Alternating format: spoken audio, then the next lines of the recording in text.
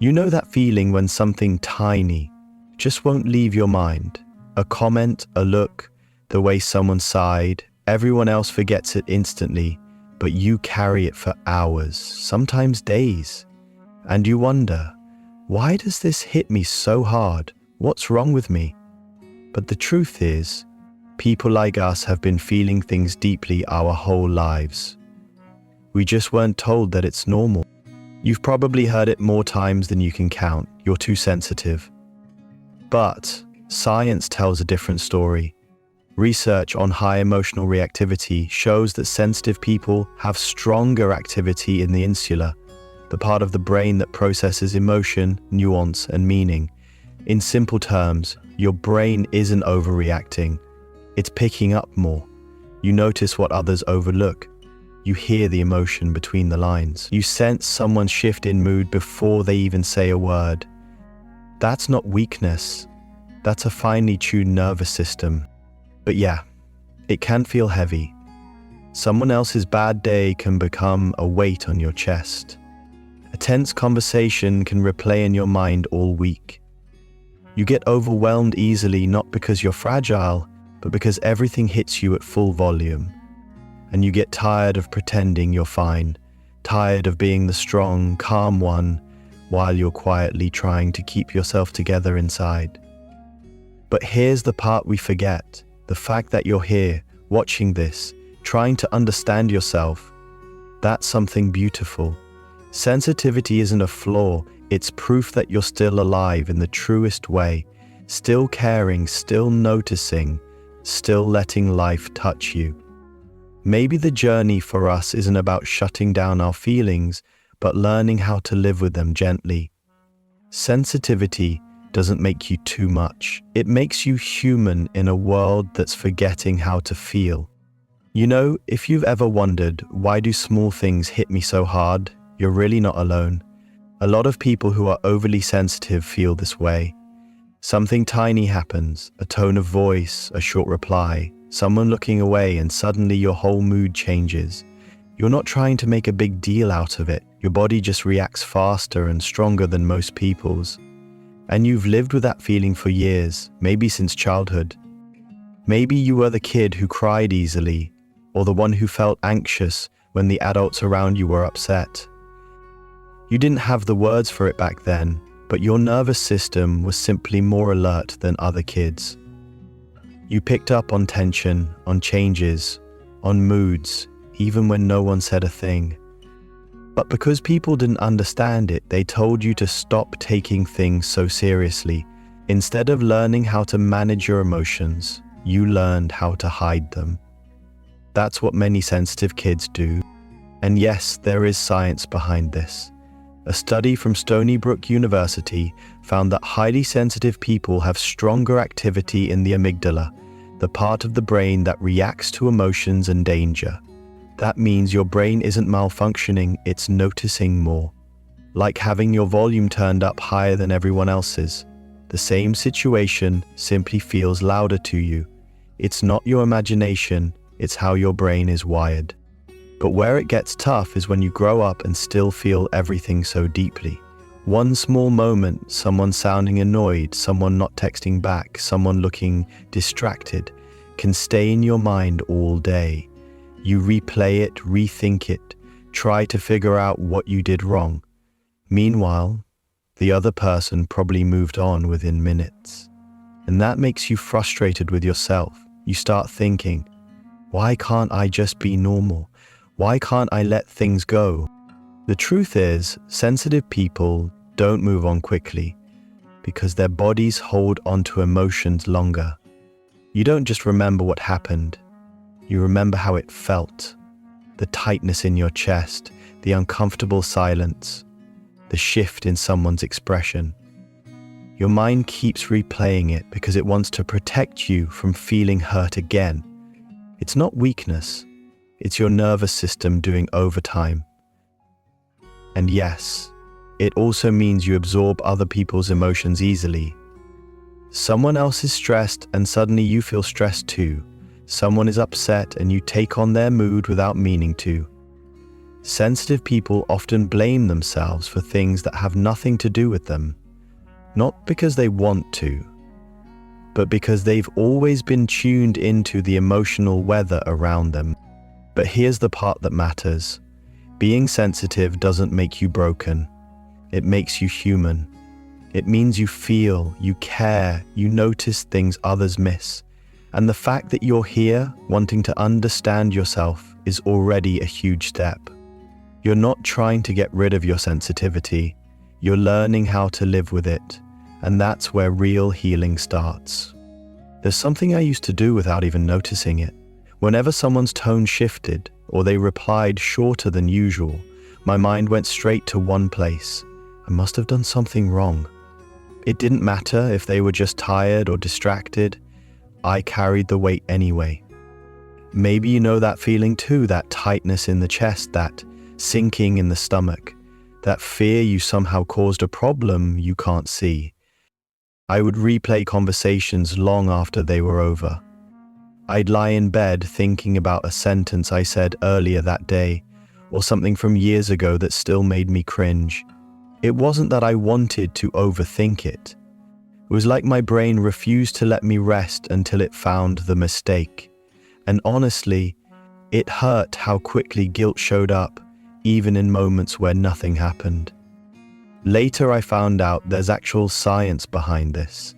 A study published in the Journal of Personality and Social Psychology showed that people with high emotional sensitivity have stronger activity in the anterior insula, the part of the brain that notices emotional cues, which means sensitive people aren't imagining things or being dramatic.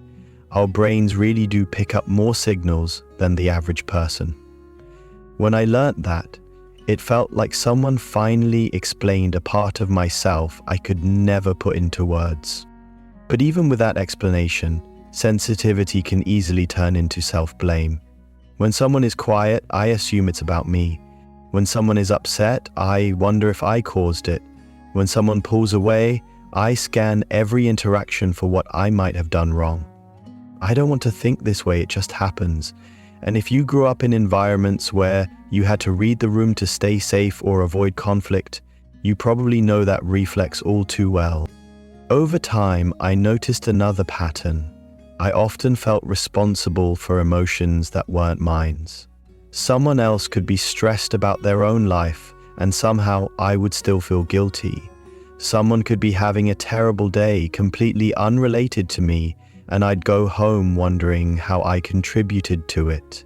It's draining, not because we're weak, but because we've spent years carrying emotional weight that wasn't ours to hold. When I look back, I can see where it came from. Years of trying to be easy to love. Years of making myself smaller so no one would be upset with me. Years of believing that keeping others comfortable was more important than expressing what I needed. Patterns like that don't disappear quickly. They feel familiar, almost like part of our personality. But familiar doesn't always mean healthy. Now I'm learning something different. Just because I feel responsible doesn't mean I am responsible. Not every silence is a punishment. Not every mood shift is my fault. Not every worry deserves the amount of space I've been giving it. Sensitivity will always be a part of who I am, and maybe who you are too. But the unnecessary guilt, the automatic self-blame, those are things we're allowed to release. And maybe this is the moment we start doing that, slowly, gently, in our own time. You've probably spent most of your life thinking the only way to survive your feelings was to hold everything in. You tried tightening yourself, keeping your voice steady, pretending nothing bothered you until the storm passed. But if you're honest, the storm didn't pass. It just went quiet for a while, waiting to come back.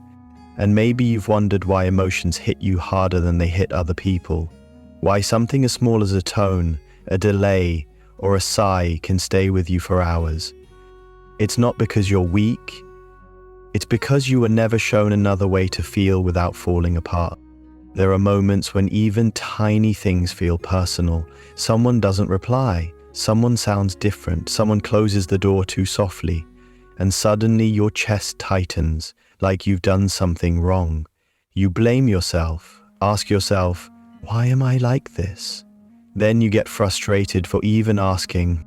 But the truth is, you're not reacting to the present moment. You're reacting to a lifetime of moments when small signs really did mean danger, rejection, or disappointment. People like you don't overreact out of nowhere. You react because your body remembers what your mind tries to forget. There's a bit of science behind this too. A 2018 study in Nature Communications found that emotional experiences create stronger, more detailed neural memories, almost like the brain records them in high resolution. That means your sensitivity isn't a flaw. It's your brain doing exactly what it learned to do. When you hear this, maybe something in you softens. Maybe you realize you're not broken. You're built from experiences that shaped you. But even when you understand why you feel so deeply, the real shift doesn't happen until you stop fighting your emotions and start noticing them. Not fixing them, not pushing them down, just noticing. The tightness in your jaw when you feel dismissed. The way your hands warm up when you're anxious. The way your mind jumps ahead because it's scared to fall behind. You might think noticing your emotions will make them louder, but it actually makes them clearer. And clarity always feels safer than confusion. The truth is, feeling deeply doesn't mean you have to drown in every feeling. Sensitivity turns into suffering only when you treat emotions like orders instead of signals. You can tell yourself, this feeling is real, but it isn't the whole truth. That small sentence creates space, space to breathe, space to choose, space to be more than your reactions. Of course, some days will still overwhelm you, you'll still read too much into things, you'll still assume the worst before the worst even happens. But now you'll notice it sooner. Instead of spiraling, you pause. Instead of blaming yourself, you ask, what part of me is speaking right now? The present me or the past me? And slowly, the waves that used to pull you under start to feel more like gentle tides you can navigate. Maybe that's what healing looks like for someone like you. Not shutting off the sensitivity that makes you human, but learning to stand with your emotions without losing yourself in them. You don't need thicker skin, you just need a steadier anchor. And every small moment you choose grounding over panic, compassion over self-blame, you prove something important. You were simply carrying too much alone. There comes a point where you look at yourself and think, why do things hit me this hard? A small comment sticks in your mind for days. Someone's silence makes you wonder what you did wrong. You walk into a room and instantly sense if someone's upset, even when everyone else seems fine. And maybe you've blamed yourself for it, thinking you're too much, too dramatic, too emotional. But the truth is simpler and kinder. You weren't taught how to live with the way you're wired. Most sensitive people grow up hearing, don't take things personally, instead of someone actually teaching them how to not take everything personally. You hear be strong, long before anyone shows you what strength looks like for someone who feels deeply. And over time, all those messages pile up. You stop trusting your feelings. You start apologizing for reactions you didn't even choose. You start treating your sensitivity like a character flaw instead of a human trait. But here's what changes things. Realizing that your nervous system works differently, literally. A study from Stony Brook University found that highly sensitive people show stronger activation in the insula, the part of the brain responsible for awareness, empathy, and emotional processing. In plain language, your brain picks up more signals than the average person. You're not imagining too much. You're absorbing more than most people even notice. Still, feeling a lot doesn't mean you're supposed to suffer a lot. Part of growing up, especially for someone like you, is learning the difference between a real threat and an emotional echo from the past. Sometimes your reaction isn't about today at all. It's about all the times you weren't heard, weren't comforted, or were told to stop being sensitive. Those moments stack up quietly, and as an adult, you start reacting to old pain with new situations. That doesn't make you broken, it makes you human. And the moment you start noticing these patterns, things slowly shift. You begin to ask yourself different questions. Is this actually about them, or is this about a fear I've carried for years?